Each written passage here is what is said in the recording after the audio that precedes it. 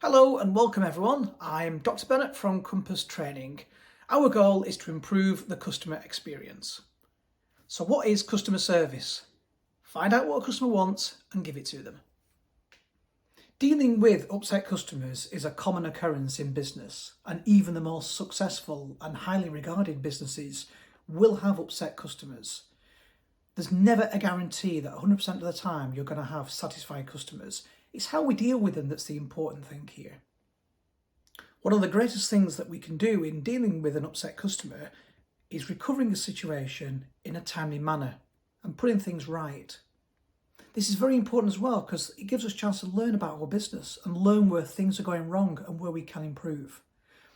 If we make an upset customer happy, it can really emphasise the fact that they will become a repeat customer and come back time and time again. Their loyalty will improve as well, and they'll tell people that they've had a good experience.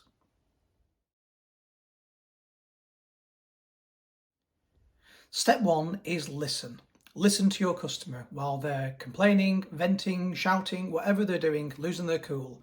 The only time during this particular part of the encounter that you will be allowed to interrupt is to merely say, "Excuse me, I'm just going to take some notes while you're talking." It's a really good idea to take notes while your customer is shouting at you and getting frustrated. That really emphasises that you're taking the situation and their complaint seriously. It makes them feel like they're being listened to. Always listen, never interrupt. Let them get it all off their chest. Sometimes merely listening to an upset customer is enough. They want you to know that they're unhappy and they're going to tell you what they're unhappy about. This is also really useful feedback because we can learn as a company, as an organisation, as a business, where we've gone wrong, and we can look to put steps in place to make sure that doesn't happen again. Step two is apologise. And when I say apologise, I mean apologise sincerely. Don't offer a half-hearted apology. Customers will know when you're not being truthful with them. So apologise. And again, saying sorry or apologising for a situation the customer finds themselves in is not an admission of guilt. It doesn't mean you are in the wrong. It is merely saying, I'm sorry for the situation you found yourself in. So there's nothing wrong in saying I'm sorry or apologising. And in fact, an apology goes a very long way. Always tell the customer what you can do to rectify the situation. If you can't do anything at the moment, again, be honest, be open, be transparent with them. Tell them what can be done. Tell them who would have to make the decision on how an apology would be delivered or how any compensation may be offered. But always be apologetic to the customer.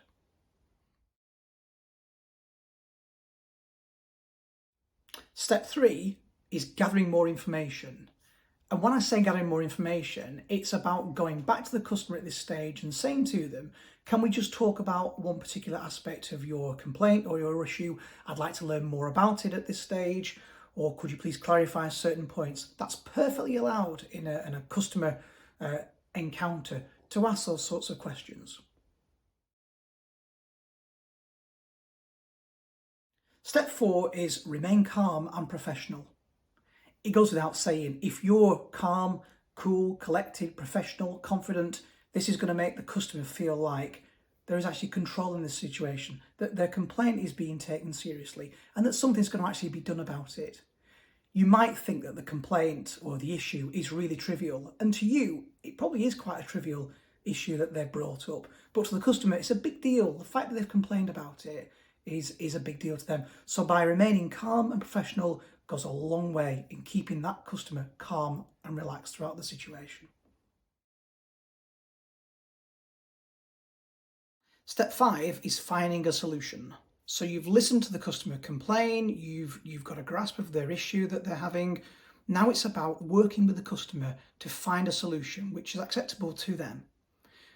Sometimes you'll probably have to refer the customer elsewhere, maybe to a manager or more senior team member.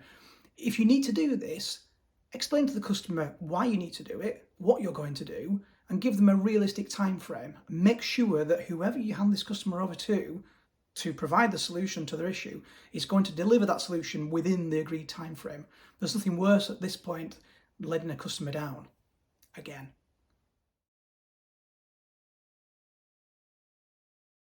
Step six is take action. And this is putting something in place to rectify the issue the customer's been having. This is actually taking an action from our side to make sure the customer becomes happy. That might be rebooking a flight, or it might be changing their room night in a hotel. It may be refunding some money onto the credit card for an error in a grocery store. But this is the actual part where we do something to make sure the customer is happy once again.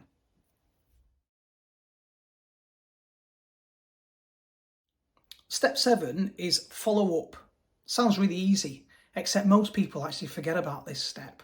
It's very important to always follow up with the customer to make sure A, that they're happy, and B, to reassure them that you have corrected the situation and that you're going to try your best to make sure it doesn't happen again, certainly not to them. And C, it really makes your business look professional. The fact that you recognise they've had an issue, you've now taken steps, put things in place to make sure it doesn't happen again in the future. So always remember to follow up. You can follow up while the customer is in your restaurant or bar.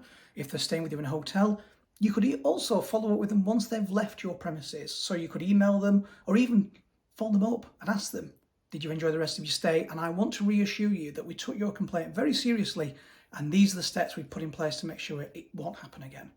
Always follow up.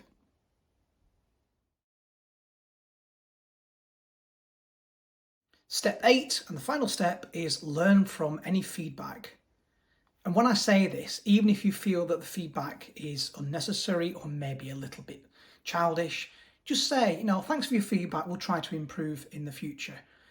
In most cases, there must be something wrong for a customer to feel the need to complain. So always learn from the feedback, and always tell the customer that we appreciate your feedback and that we are going to look to improve our service or our product or whatever aspect went wrong. Now, every customer and every customer service encounter is unique, so you might not need all of these steps that we've discussed, but certainly taking the core steps that we've looked at and putting them into practice will help you to keep your customers happy and, more importantly, keep them loyal and have them coming back time and time again. If you've enjoyed this video and you'd like to learn more about customer service and how to keep your customers happy, loyal, keep them coming back, and how to deal with customer complaints, then check out the link in our description box below, which will take you to more online courses to really help improve your business and your service offering. But for now, thanks for watching, and we'll see you next time.